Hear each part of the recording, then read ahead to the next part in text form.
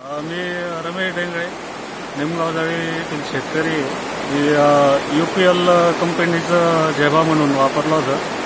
त्याचा चांगला रिझल्ट भेटला आपल्याला. उत्पन्न जवळजवळ 2 टनांनी उत्पन्न शिमला मिरचीमध्ये वाढलेलं आहे आणि मी ते बेसल भरायच्या वेळेसच टाकलेलं होतं.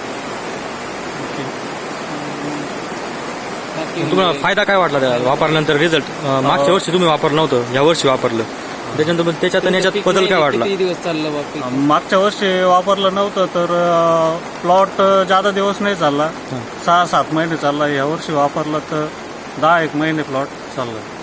म्हणजे तो 2-3 महिन्याचा जास्त तुम्हाला जास्त फायदा झाला. 2 ते 2.5 महिने प्लॉट चांगला चालला.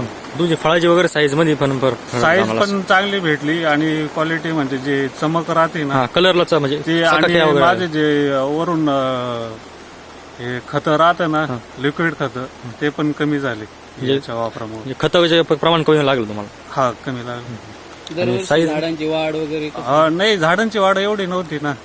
आता या वर्षी चांगली भेटली झेबामुळे.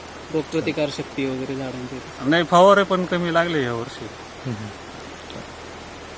एकंदरीत तुम्हाला 100% रिझल्ट भेटला होता? हा, रिझल्ट भेटला. मागच्या वर्षापेक्षा 2-2.5 टन उत्पन्न जादाच नाही निघालं. झेबामुळे.